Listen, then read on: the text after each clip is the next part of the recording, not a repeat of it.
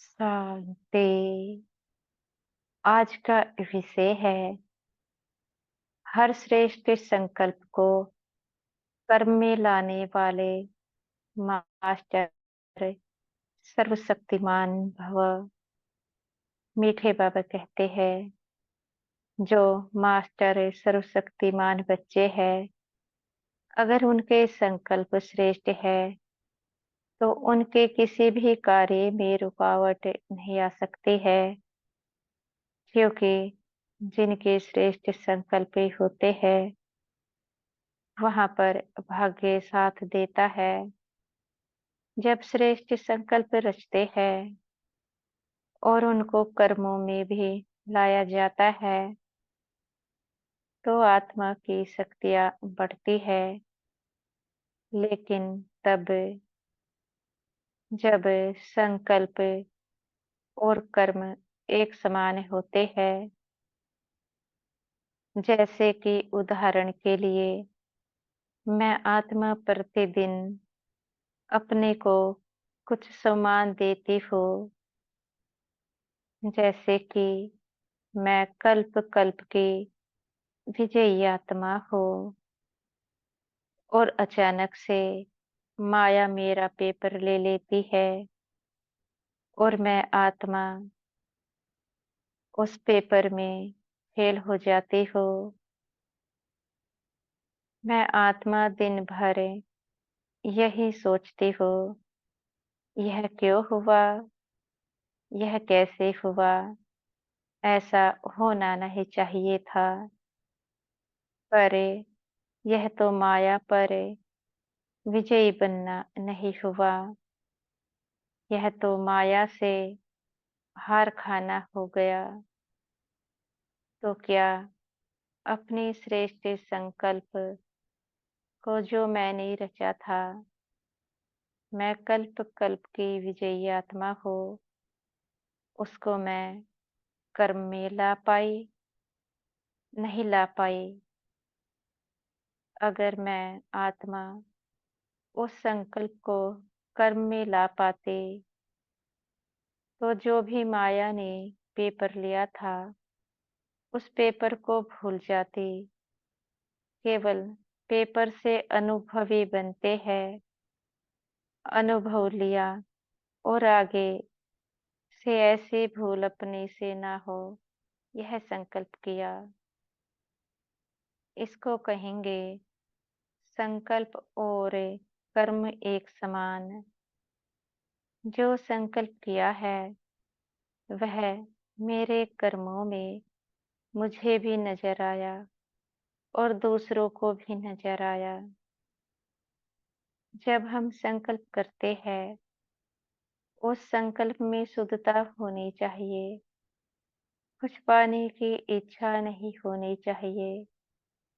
कोई भी श्रेष्ठ संकल्प जब हम रचते हैं तो हमारे भाव बहुत शुद्ध होने चाहिए। हमारी सेवा में निष्काम भाव होना चाहिए। कुछ भी पाने की इच्छा नहीं होनी चाहिए। इस प्रकार का पुरुषार्थ आत्मा जब करती है तो शीघ्रता से परमपिता से अनुभवों को प्राप्त करती जाती है। नए नए अनुभव ऐसे आत्माओं के जीवन में होने लगते हैं। आत्मा ने श्रेष्ठ संकल्प किया और उसको कर्मों में लाकर उस संकल्प का स्वरूप बन करके दिखलाया। जब श्रेष्ठ संकल्प की रचना को रचते हैं, जैसे संकल्प होते हैं वैसे ही आत्मा के संस्कार बन जाते हैं। आत्मा जो चाहती है वह उसको प्राप्ति होने लगती है। इसलिए जो भी संकल्प करते हैं उसको बड़े प्रेम से कर्मों में लाना होता है, तभी हमारे संकल्प सिद्ध हो सकते हैं। जब तक हम श्रेष्ठ संकल्पों को कर्मों में नहीं लाएँगे, तो मैं सीधे होंगे कैसे?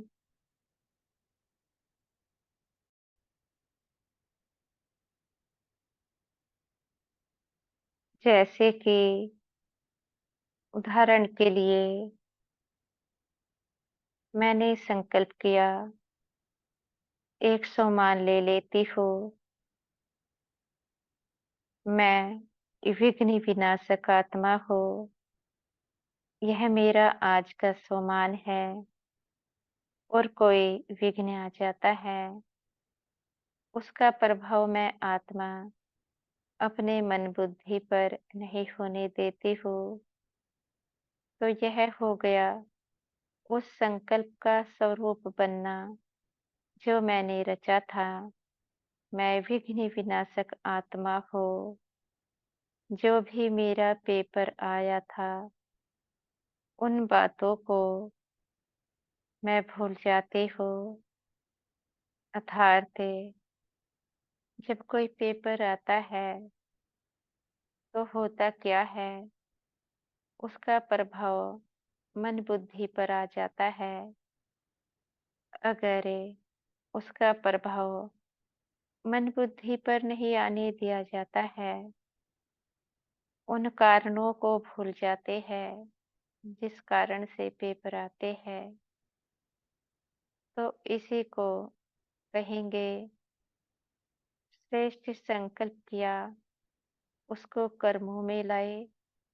संकल्प और कर्म एक समान हो गया। मैं पीछे मुड़कर नहीं देखती हूँ, क्यों हुआ, कैसे हुआ, आगे बढ़ती जाती हूँ। यह अपनी चेकिंग है। कितने हम श्रेष्ठ संकल्प प्रतिदिन रचते हैं और कितनों को कर्मों में लाते हैं और कितनों को कर्मों में नहीं ला पाते हैं। यह अपनी चेकिंग है। क्या हमारे सभी संकल्प श्रेष्ठ होते हैं? अगर संकल्प व्यर्थ होते हैं, तो उसमें आत्मा की पावर चली जाती है।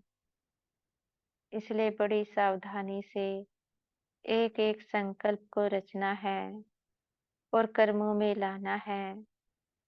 संकल्प ऐसे होने चाहिए जिसमें दूसरों का भी कल्याण छिपा हो और अपना भी कल्याण छिपा हो। जब हम कोई श्रेष्ठ संकल्प करते हैं, तो यह देखना है हमें उस संकल्प पर निश्चय कितना है। अगर हमें 100% निश्चय है, उसके बाद हम उसको कर्म में लाते हैं, तो 100% हमें फल की प्राप्ति भी होती है। अगर हमें 100% निश्चय ही नहीं है, हम उस संकल्प को कर्मों में लाते हैं, तो जैसा संकल्प रचा है, वैसी ही प्राप्ति होती है। यह हमें स्वयं से पूछना है। जब हम किसी भी कार्य के प्रति संकल्प की रचना रचते हैं, वहाँ पर हमारी बुद्धि या मन हमें कितना साथ देते हैं, यह तो नहीं कभी विचार आता है होगा कि नहीं होगा। कभी विचार आता है हुआ ही पड़ा है। अगर ऐसा है, तो यह संकल्प खंडित हो जाता है। जैसी पावर संकल्प में भरी है, वैसी ही तो प्राप्ति होती है, क्योंकि संकल्प में ही शक्ति होती है। अगर संकल्प शक्तिशाली है, मन बुद्धि सहयोगी है, तो कर्म भी वैसा ही शक्तिशाली हो जाता है। अगर संकल्प करते समय मन बुद्धि सहयोग नहीं देते हैं, तो फिर कर्म में भी वह बात नजर नहीं आती है। मन बुद्धि आत्मा का साथ नहीं देते हैं। जो करना चाहती है वह हो नहीं पाता है। इसका कारण है संकल्प तो रचते हैं और संकल्प के अनुसार कर्म भी करने की कोशिश करते हैं, पर संकल्प और कर्म एक समान हो नहीं पाते हैं, क्योंकि अपने पर निश्चय नहीं कर पाते हैं, जिसके चलते कुछ बातों में प्राप्ति होती है, कुछ बातों में प्राप्ति नहीं हो पाती है। हमारे संकल्प ही हमारी शक्तियों से सिद्ध होते हैं, और जब तक आत्मा परमपिता को यथार्थ रीति याद नहीं करेगी, कैसे संकल्प शक्तिशाली हो सकते हैं। शक्तिशाली संकल्प को सिद्ध करने के लिए आत्मा को गहराई से बाबा को याद करना पड़े, एक संबंध परमपिता से जोड़ना पड़े। जितना परमपिता के साथ गहराई से संबंध होता है, अपने संकल्प उतने ही शक्तिशाली हो जाते हैं। अगर हमारे संकल्प सिद्ध नहीं होते हैं, हमारे संकल्प कर्मों में नहीं आते हैं, इसका कारण है बाबा की याद की कमी और स्वयं पर निश्चय नहीं। इसलिए याद को बढ़ाना है और स्वयं पर निश्चय रखना है। किसी भी विधि से बाबा की याद को बढ़ाया जाए, क्योंकि याद के बगैर संकल्प शक्तिशाली नहीं हो सकते हैं। जिसकी याद शक्तिशाली होती है, उनके संकल्प भी शक्तिशाली होते हैं। जिनकी याद कमजोर होती है, उनके संकल्प उनको ही धोखा देते हैं। उनकी बुद्धि माया के भ्रम में पड़ी रहती है। वह अपने बनाए गए विचारों के भ्रम में ही पड़े रहते हैं, निकल नहीं सकते हैं। इसलिए माया के भ्रम से निकलने के लिए बाबा की याद को बढ़ाते चलो, अपने संकल्पों में पावर भरते चलो, अपने श्रेष्ठ संकल्पों को अपने कर्मों में लाना है। तभी तो अपने श्रेष्ठ संकल्पों के द्वारा माया जीत, प्रकृति जीत और जगत जीत बन सकते हैं। अच्छा, ओम शांति।